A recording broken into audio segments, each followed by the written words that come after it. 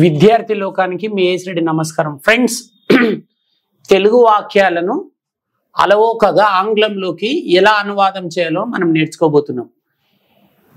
అంటే ఒక తెలుగు వాక్యం ఉంటుంది. ఫర్ ఎగ్జాంపుల్, నేను ఉదయం నుంచి బిజీ ఉన్నాను. నేను ఉదయం నుంచి బిజీగా ఉన్నాను. దీన్ని ఇంగ్లీష్లో ఎలా చెప్పాలి? I have been busy since morning అని చెప్పాలి. ఆమె నిన్నటి నుంచి డల్గా ఉంది అంటుంటాం. దీన్ని ఎలా చెప్పాలి ఇంగ్లీష్లో?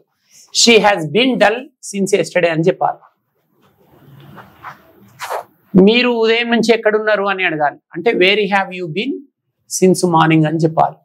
మీరు సండే నుంచి ఫ్రీగా ఉన్నారా అని ఎవరినైనా అడగాలి. Have you been free since Sunday. అంటే ఇలా తెలుగు వాక్యాలను ఇంగ్లీష్లోకి అనువాదం చేయడం ఎలాగో నేర్చుకోబోతున్నాం, చాలా కొత్త టెక్నిక్ తోటి. సో ఇక్కడ నాతో పాటు దాదాపు 10 మంది విద్యార్థులు ఉన్నారు. నేను ఈ తెలుగు వాక్యాలను వీళ్ళకి ఇస్తూ ఉంటాను. వీళ్ళు ఏ విధంగా ట్రాన్స్లేషన్ చేస్తారు. మరి ఒక తెలుగు వాక్యాన్ని ఇంగ్లీష్లోకి ట్రాన్స్లేషన్ చేయాలంటే మన టెక్నిక్ ఉందా చూద్దాం. ఏం టెక్నిక్ ద్వారా వీళ్ళు తెలుగుని ఇంగ్లీష్లోకి ట్రాన్స్లేషన్ చేస్తారో చూద్దాం. మనం భవిష్యత్తులో చేసే పనులను నేను అంటే తెలుగులో చెప్తుంటాను, ఈ పిల్లలు ఇంగ్లీష్లోకి ట్రాన్స్లేషన్ చేస్తుంటారు. నేను రేపు ముంబై వెళ్తాను. చెప్పు బేట. I will go to Mumbai tomorrow. నేను నువ్వు తీసుకో మైక్. నేను ఈ అమ్మాయిని ఏం అడిగాను? నేను రేపు ముంబై వెళ్తాను అంటే I will go to Mumbai tomorrow అని చెప్పేసింది. అంటే నేను అంటే టక్కున ఐ. అంటే ఒక తెలుగు వాక్యాన్ని ఇంగ్లీష్లోకి అనువాదం చేసేటప్పుడు ఫస్ట్ సబ్జెక్ట్ ఏది ఉంది? నేనా, అతడు, ఆమెనా, వారా, మీరా. నేను అంటే ఐ రాసుకోండి. భవిష్యత్తులో చేసే పనులు కాబట్టి సబ్జెక్ట్ వెంటనే విల్ అనే హెల్పింగ్ వర్బ్ వాడాలి. తర్వాత వెళ్తాను అంటే వర్బ్ గురించి వచ్చింది, అంటే అక్కడ గో. భవిష్యత్తులో చేసే పనులు కాబట్టి మరి వర్బు ఓన్లీ వర్బ్ అంటే వర్బ్ గుర్తుపెట్టుకుంటే కష్టం. ఆ వర్బు ఎన్నో రూపంలో ఉండాలి అనేది కూడా ఇంపార్టెంట్ పాయింట్. భవిష్యత్తులో చేసే పనులు కాబట్టి వర్బు యొక్క మొదటి రూపాన్ని వాడాలి. I will go to Mumbai tomorrow. Next, ఇదే తెలుగు వాక్యాన్ని షీ అంటే ఎట్లా చెప్పాలి? ఆమె ముంబై వెళ్తాదంటే ఏం చెప్పాలి? She will go to Mumbai tomorrow. Very good. వారు వెళ్తారంటే ఏం చెప్పాలి? They will go to Mumbai tomorrow. మనము ముంబై వెళ్తామంటే ఏమనాలి? మనము. నువ్వు తీసుకో. మనము రేపు ముంబై వెళ్తాం. మనము అంటే ఏంటి? అయ్యా, ఉయ్యా, We will go to Mumbai tomorrow. Right. ఒకవేళ యూ అయితే బేట You will go to Mumbai. ఆమె ముంబై వెళ్తే ఏమనాలి బాబు? ఆమె రేపు ముంబై వెళ్తది. She will go to Mumbai tomorrow. Okay, నువ్వు చెప్పు. నా ఫ్రెండ్స్ రేపు ముంబై వెళ్తారు. My friends will go to Mumbai tomorrow. మా అమ్మ రేపు ముంబై వెళ్తది. My mother will go to Mumbai tomorrow. మా నాన్న రేపు ముంబై వెళ్తాడు. My father will go to Mumbai tomorrow. Right. KCR రేపు ముంబై వెళ్తాడు. చెప్పండి. Kesar will go to Mumbai tomorrow. Right. మీరేం సిగ్గుపడాల్సిన పని లేదు, కెమెరా ఉందని. పర్లేదు.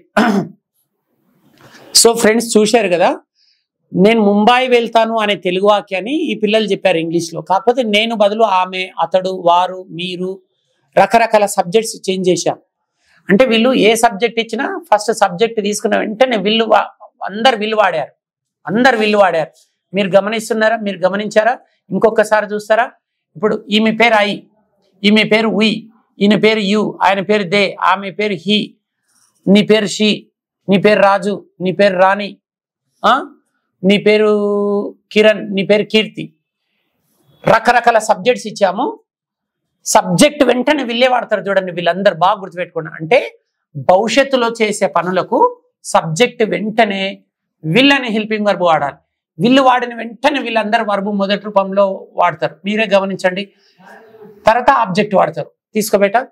నేను రేపు ఒక సినిమా చూస్తాను అనే వాక్యాన్ని అన్ని సబ్జెక్ట్స్ చేత ఎలా చెప్తారు? నేను రేపు ఒక సినిమా చూస్తాను. నేను అంటే ఐ కదా, వెంటనే సబ్జెక్ట్ వెంటనే విల్ రాస్తారు. సబ్జెక్ట్ ఏది వచ్చినా సరే, I, we, you, they, he, sheet, ఎవరి గురించి మాట్లాడినా సరే సబ్జెక్ట్ రాసిన వెంటనే విల్లు వెంటనే వర్బు యొక్క మొదటి రూపాన్ని తీసుకోవాలి. తర్వాత ఆబ్జెక్ట్. నేను రేపు ఒక సినిమా చూస్తాను అనే తెలుగు వాక్యాన్ని ఇంగ్లీష్లోకి అనువాదం చేయడం ఎలా అంటే ఫస్ట్ సబ్జెక్ట్ ఏది, వర్బ్ ఏది, ఆబ్జెక్ట్ ఏది. నేను రేపు ఒక సినిమా చూస్తాను. ఇందుట్లో సబ్జెక్ట్ ఏది? నేను. తర్వాత మనకేం కావాలి? ఫ్యూచర్లో చేసే పనులు అని చెప్పేటప్పుడు సబ్జెక్ట్ వెంటనే హెల్పింగ్ వర్బ్ వాడాలి. హెల్పింగ్ వర్బ్ వాడిన తర్వాత మెయిన్ వర్బ్ వాడాలి. సినిమా చూస్తానంటే వాచ్ అనాలి. తర్వాత ఆబ్జెక్ట్ ఏం చూస్తారంటే సినిమా అనేది ఆబ్జెక్ట్. సో ఇప్పుడు చూడండి ఫ్రెండ్స్, మీరు నేను రేపు ఒక సినిమా చూస్తాను. I will watch a movie tomorrow. మేము రేపు ఒక సినిమా చూస్తాం. We will watch a movie tomorrow. మీరు రేపు ఒక సినిమా చూస్తారు. You will watch a movie tomorrow. You will watch A movie tomorrow. వారు రేపు ఒక సినిమా చూస్తారు. They will watch movie tomorrow. అతడు రేపు ఒక సినిమా చూస్తాడు. He will watch movie tomorrow. ఆమె రేపు ఒక సినిమా చూస్తారు. She will watch movie tomorrow. రాజు రేపు ఒక సినిమా చూస్తాడు. Raju will watch a movie tomorrow. రాణి రేపు ఒక సినిమా చూస్తుంది. Rani will watch a movie tomorrow. Right. Kiran రేపు ఒక సినిమా చూస్తాడు. Kiran will watch a movie tomorrow. కీర్తి రేపు ఒక సినిమా చూస్తారు. Kirti will watch A movie tomorrow. Tomorrow. So చూశారు కదా ఫ్రెండ్స్, సబ్జెక్ట్ వెంటనే విల్ వస్తుంది, విల్ వచ్చిన వెంబడే V1 వస్తుంది. సో ఇంకొక రౌండ్ చూద్దామండి. నేను రేపు వెజిటేబుల్స్ తెస్తాను అని చెప్పాలి. దీన్ని ఇంగ్లీష్ లోకి ట్రాన్స్లేషన్ చేయాలి. నేను అంటే ఐ, ఫ్యూచర్ కి సంబంధించిన వాక్యం కాబట్టి ఐ వెంటనే విల్లు రావాలి. వెంటనే వర్బ్ యొక్క మొదటి రూపాన్ని తీసుకోవాలి. బ్రింగ్. ఏం చేస్తారు? వెజిటేబుల్స్ తెస్తారంటే కూరగాయలు తెస్తారంటే వెజిటేబుల్స్ అని చెప్పేస్తారు. నేను రేపు కూరగాయలు తెస్తాను. ఈ తెలుగు వాక్యాన్ని ఇంగ్లీష్ లోకి ట్రాన్స్లేషన్ చేసేటప్పుడు ఇక్కడ సబ్జెక్ట్ ఏంటి? నేను అంటే దాని ఇంగ్లీష్లో ఏమన్నా ఐ. సబ్జెక్ట్ వెంటనే హెల్పింగ్ వర్బ్ తీసుకోవాలి. ఫ్యూచర్ లో చేసే పనులు చెప్పేటప్పుడు సబ్జెక్ట్ వెంటనే విల్లు తీసుకోవాలి.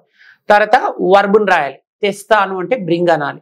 ఏం తెస్తావు? కూరగాయలు తెస్తావు. ఇది ఆబ్జెక్ట్. అంటే first subject, next helping verb, next main verb, next object లేదా ఎక్స్ట్రా వర్డ్స్. అంటే 4 స్టెప్స్ ఉన్నాయండి. భవిష్యత్తులో చేసే పనులను ఇంగ్లీష్ లో చెప్పేటప్పుడు మనం 4 స్టెప్స్ ను ఫాలో కావాలి. First subject, next helping verb, next main verb, next object. I will bring vegetables అట్లా. సో నీ పేరు ఐ. నేను రేపు కూరగాయలు తెస్తాను. I will bring vegetables tomorrow. నీ పేరు ఉయ్ బేటా, మేము రేపు కూరగాయలు తెస్తాము. We will bring vegetables tomorrow. నీ పేరు యు, నువ్వు రేపు కూరగాయలు తెస్తావు. You will bring vegetables tomorrow. నీ పేరు దే, వారు రేపు కూరగాయలు తెస్తారు. They will bring vegetables tomorrow. నీ పేరు హీ బేటా, అతడు రేపు వెజిటేబుల్స్ తెస్తాడు. He will bring vegetables tomorrow. నీ పేరు షీ బాబు, ఆమె రేపు వెజిటేబుల్స్ తెస్తుంది. She will bring vegetables tomorrow. Raju. Raju will bring vegetable tomorrow. Rani. Rani will bring vegetables tomorrow. My friend. My friend will bring vegetables tomorrow. My friends. My friends will vegetable. My friends. My friends will. My friends will bring vegetables tomorrow. చూశారా, ఈ అమ్మాయి కాస్త తడబడుతుంది. అంటే first my friend అన్నది, తర్వాత subject వెంటనే విల్లు తీసుకున్నది. ఇప్పుడు వెజిటేబుల్స్ అనాలా బ్రింగ్ అనాలా అని కన్ఫ్యూజ్ అవుతుంది. ఫస్ట్ ఐ విల్ అన్నది కరెక్ట్ గా. 4 స్టెప్స్ ఉన్నాయి కదా. ఫస్ట్ స్టెప్ ఏంటి? సబ్జెక్ట్ తీసుకోవాలి. నెక్స్ట్ స్టెప్ ఏంటి బేటా? హెల్పింగ్ వర్బ్ తీసుకోవాలి. థర్డ్ స్టెప్ ఏంటి? Main verb. 4th step object. Step number 1 ఏంటి బేటా? సబ్జెక్ట్. సెకండ్ స్టెప్ ఏంటి? Helping verb. థర్డ్ స్టెప్ ఏంటి? 4th స్టెప్ ఏంటి? అంకిత ఏం చేసిందో తెలుసా? ఫస్ట్ 2 స్టెప్స్ స్టార్ట్ చేసింది. Subject plus helping verb, I will అన్నది. ఇంకా 2 స్టెప్స్ ఉన్నాయి కదా. మెయిన్ వర్బ్, ఆబ్జెక్ట్ ఉంది. ఇప్పుడు మెయిన్ వర్బ్ తీసుకోవాలా ఆబ్జెక్ట్ తీసుకోవాలా అనే ఆలోచనలో పడ్డది అంకిత. రూల్ ఏంటి? ఫ్యూచర్ వాక్యాలను ఇంగ్లీష్ లోకి ట్రాన్స్లేషన్ చేసేటప్పుడు సబ్జెక్ట్ వెంటనే హెల్పింగ్ వర్బ్ తీసుకున్నాక మెయిన్ వర్బ్ని తీసుకోవాలి, తర్వాత ఆబ్జెక్ట్ తీసుకోవాలి.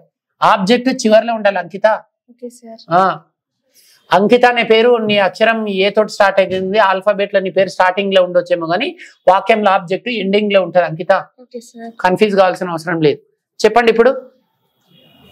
మా ఫ్రెండ్స్ రేపు కూరగాయలు తెస్తారు. My friends will bring vegetables tomorrow. Correct.